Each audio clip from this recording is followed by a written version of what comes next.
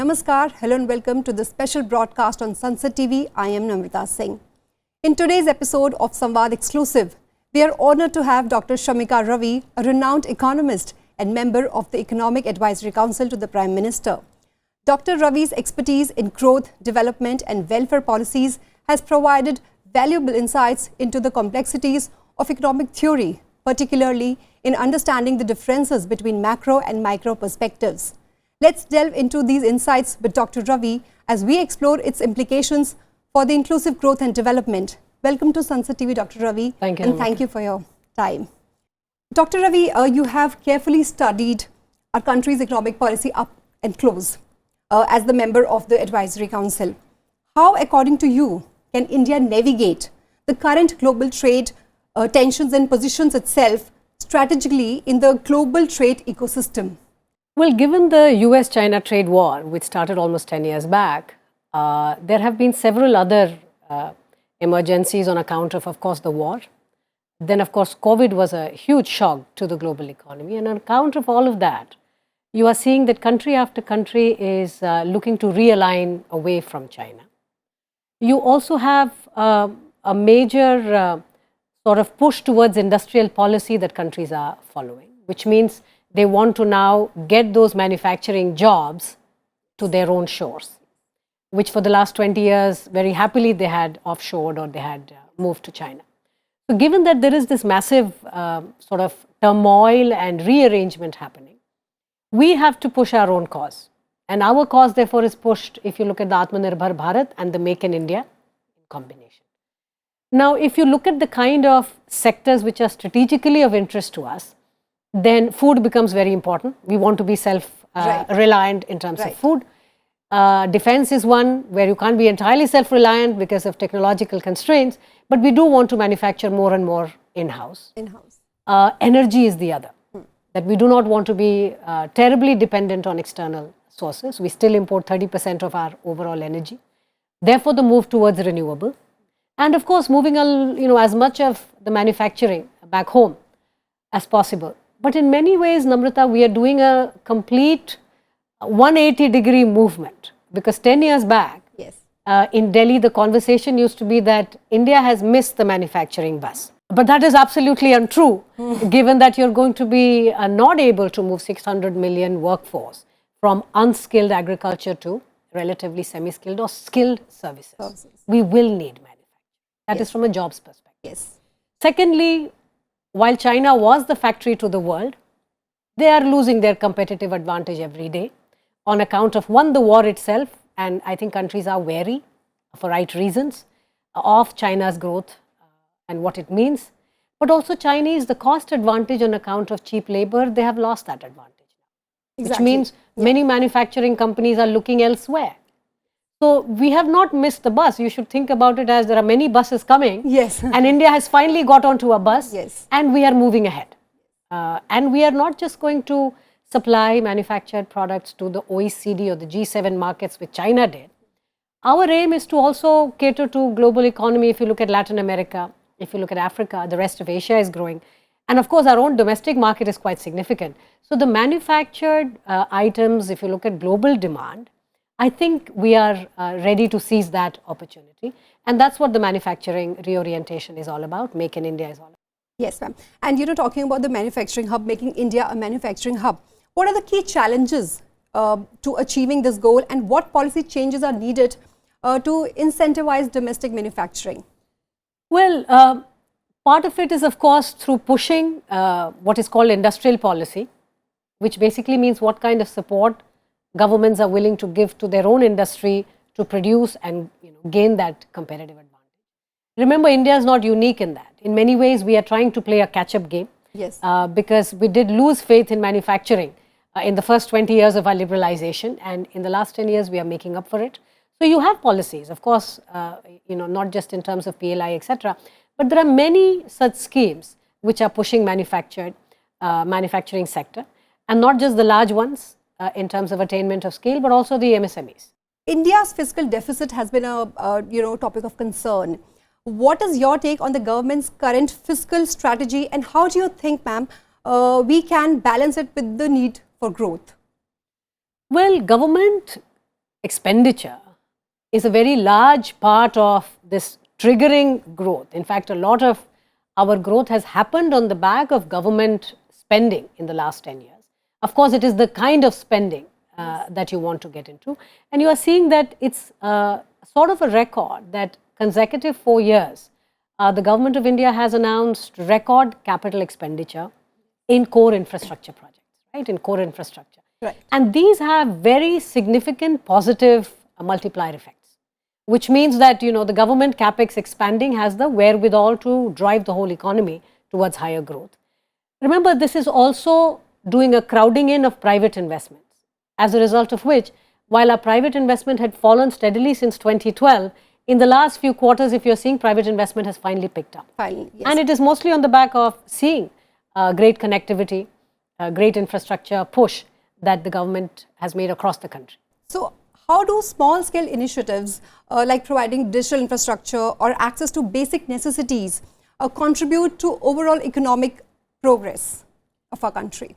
In a very fundamental way. I think most people, when they look at the bottom 2 quintiles or even 3 quintiles in the case of India, you think of it mostly in terms of welfare. But, you know, it has a fundamental feedback loop in the form of, think of what has happened to basic amenities in India. In the last 10 years, we have had a major push. And of course, you call it saturation, which means that basic amenities to all citizens everywhere.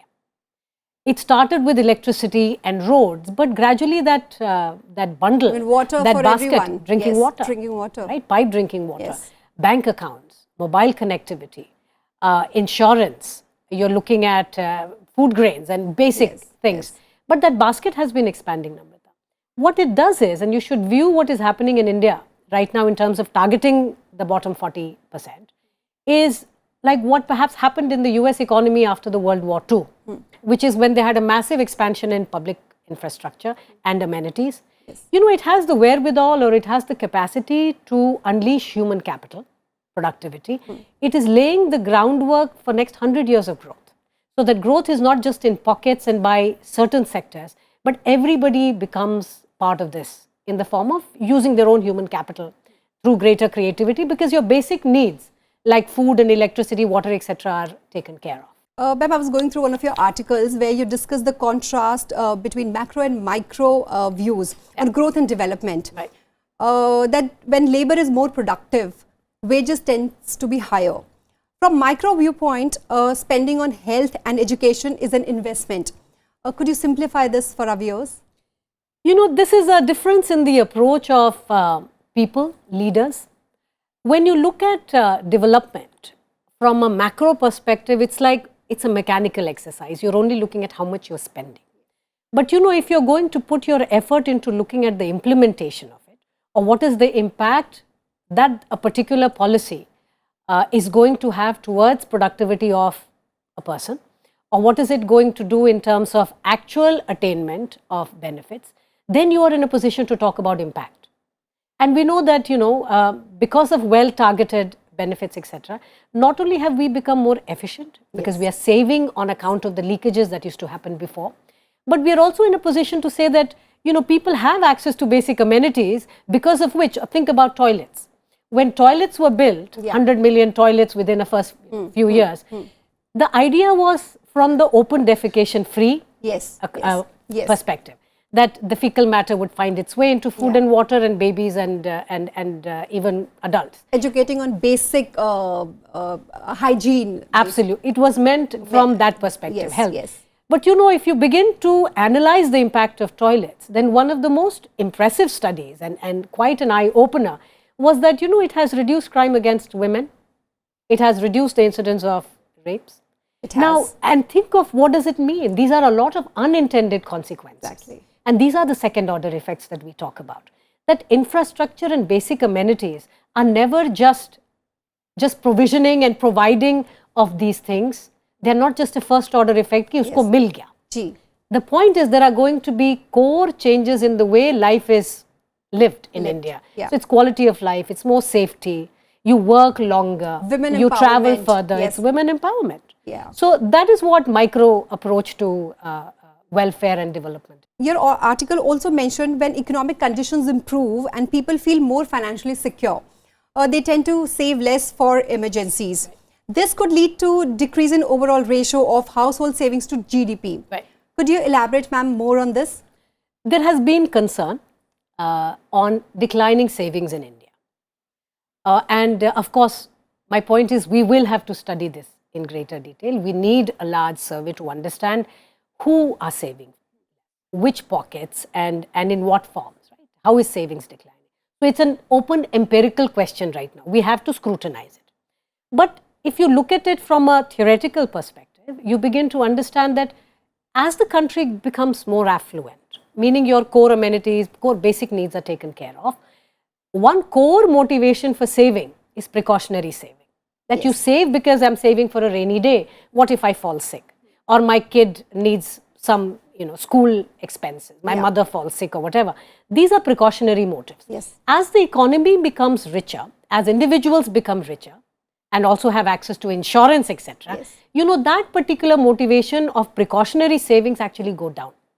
Yes. So, could the decline in savings, first we have to understand what is the nature of the decline. Yes. Second, we have to understand, is it because people don't feel the need to store and save on account of these risks? Because those risks are getting taken care of. Yes. So, they are very two different opposing view of looking at declining. So, ma'am, it's like, what I could figure out, like in 2020 during the COVID, people were saving less in, the fixed deposits, but they were investing more into stock markets and everything. I just want to understand about that. Why were people saving less? In the fixed deposits in the more and secure more, and... Well, how many people really made that movement? Again, these are open empirical questions, Namrata. Yeah. What happens is that when we look at some kinds of data and we try to make a more general assessment of situation, then that becomes a bit simplistic and we are likely to make mistakes. But I'm sure those kind of movements happen because perhaps people were spending more time watching stocks. Exactly. Your stock market did begin to do better. Yes. And so you moved resources towards it. Some of it also happened towards the later part of the pandemic, when you felt a bit more assured, when I think there was a general buoyancy and expectations began to look up. In the beginning, there was fear. Yes. But over time, because of good management, good luck, initiatives, and all kinds of initiatives, you saw that, and the vaccine, of course, huge role. We saw that we prevailed, and when you prevail, then you become more risk-taking. Ma'am, health is always a priority. So why should household spending on health and education be seen as an investment? And how does this understanding impact policy decisions through well-being? Health should not be seen just as a spend, right? Which is the way in the macro sense you think about. Yeah. It's really an investment because health should be thought of just like education, frankly, as a human capital investment. So when you're going to spend more money, again, at the household level as well as I think at the national level, that we have to continue spending more on healthcare. But in the Indian case, it's important to understand that while we have done really well as far as taking care of the tertiary side of things, because Ayushman Bharat and the way it has expanded in terms of people's access to health insurance, it is our first major step towards universal health coverage. And because hospitalization is like a big dent on people's spending. Definitely, right? definitely. You want to avoid that. You want to avoid impoverishment due to health shocks. So insurance is a very important instrument for that. But we know that at the end of the day, it's a financial instrument. Exactly. It is as good as the healthcare that it can afford and buy. So which means that we still have to continue working towards the second part of the big scheme, which is improve and modernize the primary health centers, which is the first point of contact. We call it wellness centers now. Okay. But it's the first point of contact for a citizen with the public health infrastructure. So when it is, simple fever, when I think I'm unwell and I need to see someone, then I shouldn't have to go to a hospital.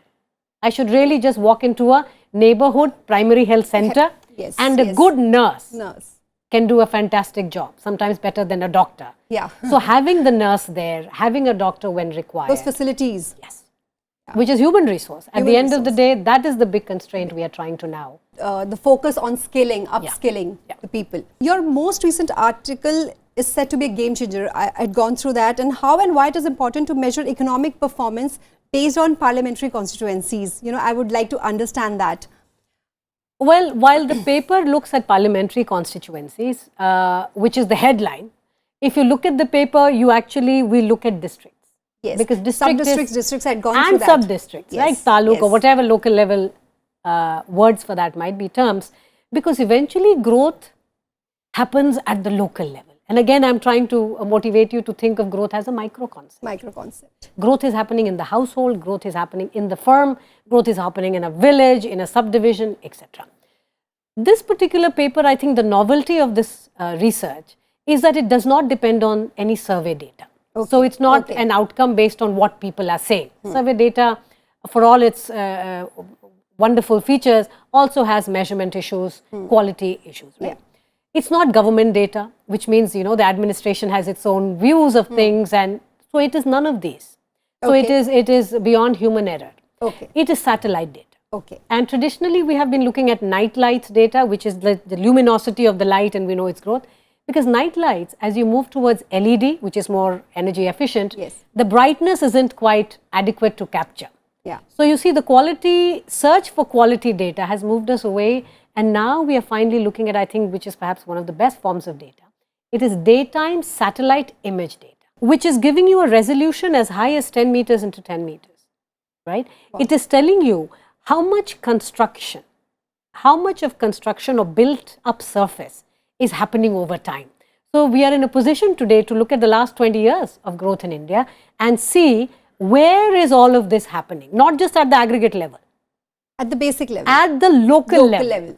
So we are in a position to then say that what has happened in the last 10 years is not only have we started to construct a lot more, 18% more, but a lot of that construction and that built up. Remember, it's not just infrastructure. Yes. It's homes.